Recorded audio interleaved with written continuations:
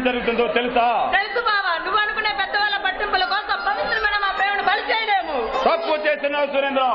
పరువు ప్రతిష్టలకి ప్రాణమిచ్చే ఏమస్తాలేని మహామనిషి మీ అన్న రాజా రఘునాథ వర్మ. అలాంటి గొప్ప వంశానికి వారు తవ్వేయండి. నువ్వు ఇలా దిక్కు దివాలు నేను ఒక అనామకురాలని మాట్లాడుతున్నా బావా. అనామకురాలు కాదు, నాకు కాబోయే అర్థంగా అని నువ్వు అనుకుంటే సరిపోతుందా? దానికి పెద్దల అంగీకారం కూడా తోడవాలిగా. చూడు బావా, నువ్వు అనుకున్న పెద్దవాళ్ళు మా ప్రేమను అర్థం చేసుకుంటే మమ్మల్ని ఆశీర్వదిస్తారు. లేదా ఆ పెద్దవాళ్ళు ఎదిరించారా సరే మా ప్రేమను గెలిపించుకుంటాం. చూడమ్మా, నా మాట విని మర్చిపో. లేకుంటే ఇలాంటి పెద్ద వాళ్ళతో పెట్టుకుంటే మీలాంటి పేదవాళ్ళ బ్రతుకులు బుగ్గిపాలు అవుతాయి. బుగ్గిపాలు. నీ మేలు కోరి చెప్తున్నాను, అర్థం చేసుకో.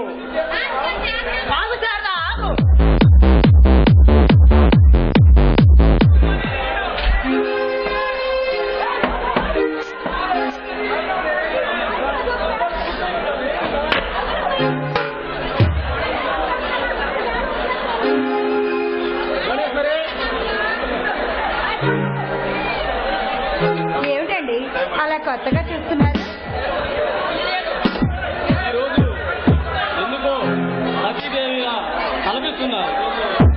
ఆ తలుపులు ఈ వలుపులు అన్ని శ్రీవారి కోసమేగా.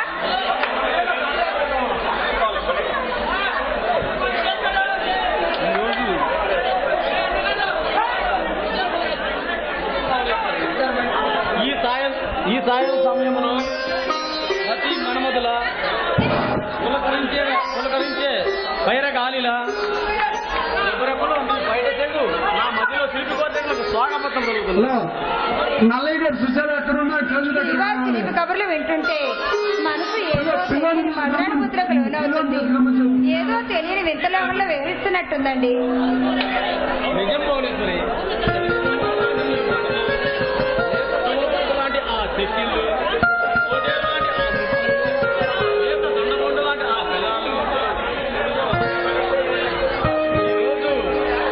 కోటి కాంతులతో వెలిగిపోతుంది. ఎందుకోసమో ఎందుకో శ్రీవారికి తెలీదా? మీరే చెప్పాలి. చెప్పనా? ఈ బొబ్బిలి వంశాధీశులు శ్రీ శ్రీ రాజా రఘునాథ వర్మ గారు తొలి చూపులోనే నా మనసుకు వచ్చిన ఆ మధుర క్షణాలు, ఆ తలుపును చిగురించి సరిగ్గా ఈ రోజుతో 5 ఏళ్ళు మర్చిపోయారా? ఆ మధుర క్షణాలంత తేలిగ్గా ఎలా మర్చిపోగలం భువనేశ్వరి? మా జమీందారు వంశ గౌరవానికి తరగని వండి తెచ్చిన ఈ సౌందర్య రాశిని మా సొంతం చేసింది ఆ మధుర క్షణాలేగా.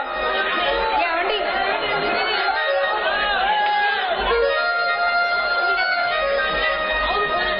అవును భువనేశ్వరి,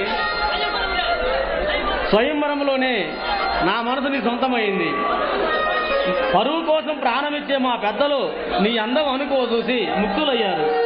అంతేగాని మీరు మాత్రం చెల్లించలేదు.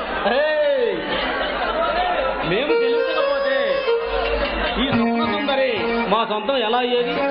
అబ్బా వదలండి.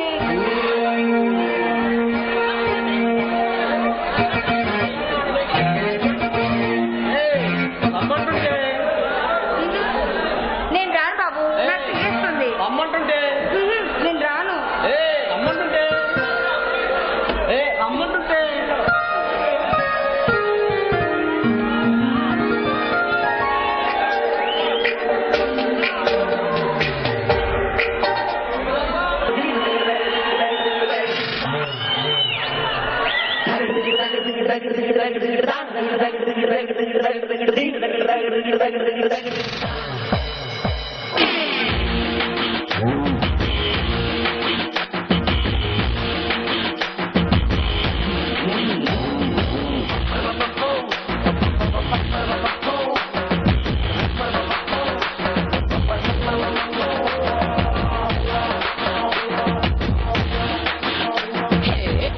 మంటి చిన్నోడే బేటకొచ్చాడే,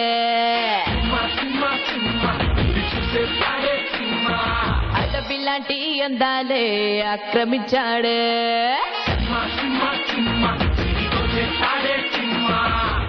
మంటి చిన్నోడే బేటకొచ్చాడే, అడవిలాంటి అందాలే ఆక్రమించాడే. అక్కడేదో పట్టి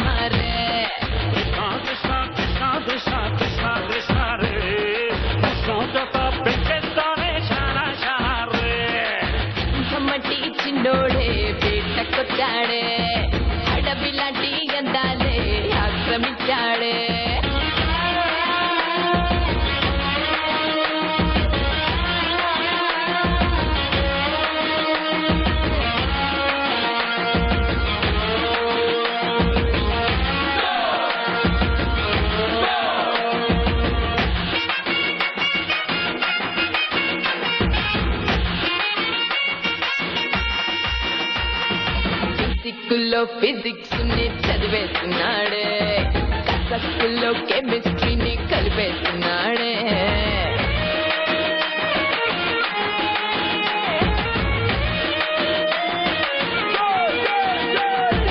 లోకంలోని సైకాలజీ చదివే తప్పుడే, ఇప్పట్లోని టెక్నాలజీ చూపిస్తున్నాడు.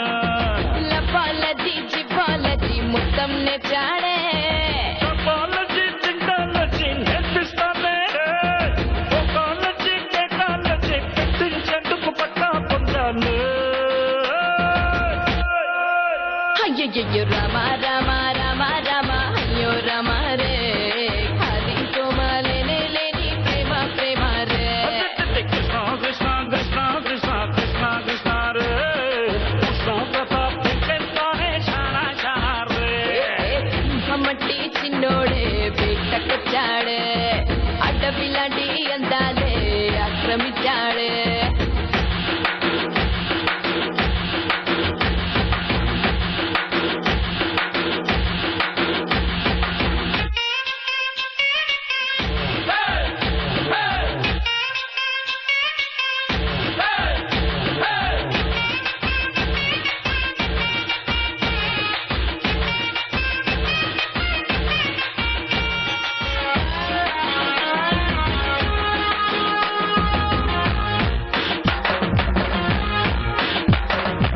హై హై ఆటోగ్రాఫే చేస్తానంటాడే, రేయి రేయి బయోగ్రఫే రాస్తానంటాడే.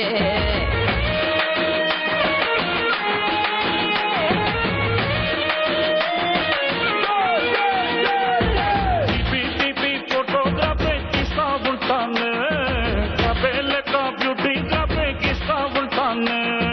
పిచ్చి తెచ్చి పేరాగ్రఫే సరిపోతంటాడే, కచ్చి కచ్చి కొరియోగ్రాఫే కావాలంటానే, కేజీ కేజీ చెమటోగ్రాఫే పట్టించేందుకు పుట్టి పెరిగాను.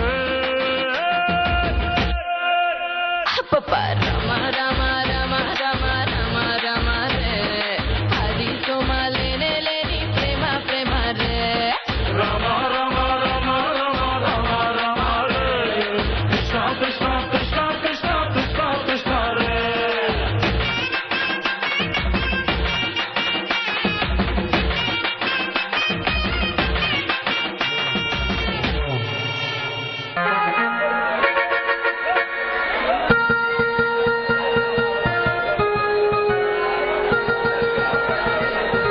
బావగారు ఒకసారి పైన చూడండి.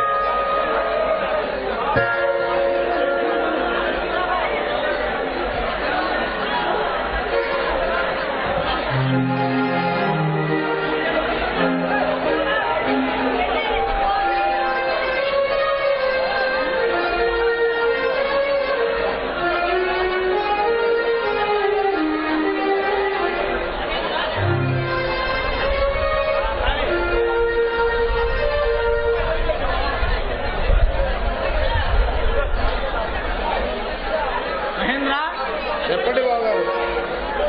7 పంటల మీద మన పంటలకు దివాణాలకు చేరిందంట, ఖజానానికి వచ్చిందంట.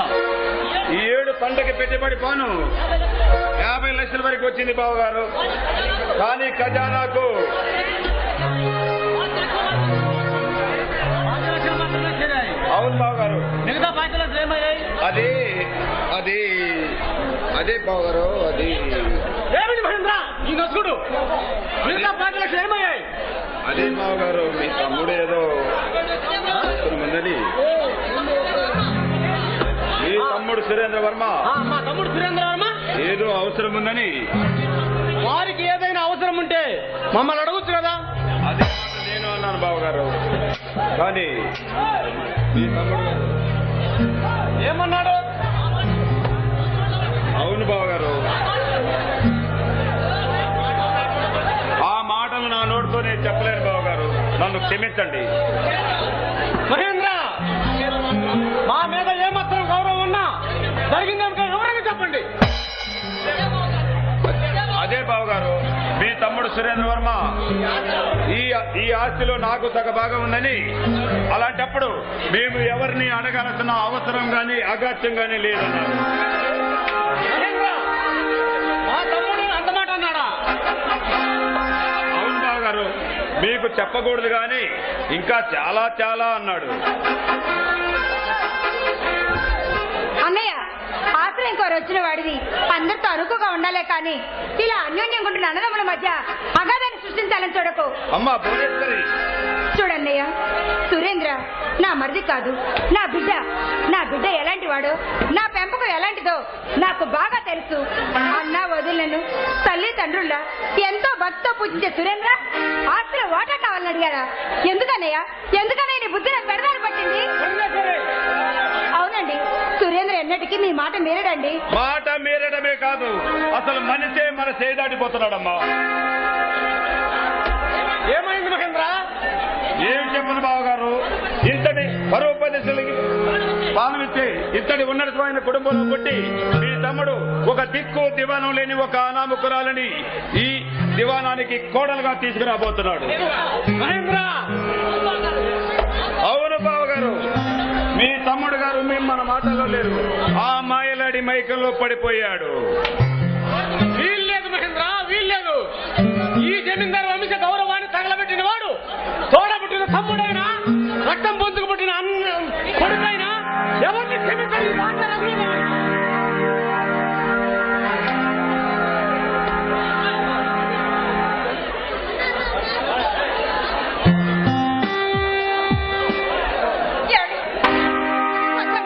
వాళ్ళ క్షమించి వదిలేయండి. తప్పుకో భువనేశ్వరి, తప్పుకో. మన జమీందారు వంశానికి మాయన మధ్య ఇనిస్తుంది.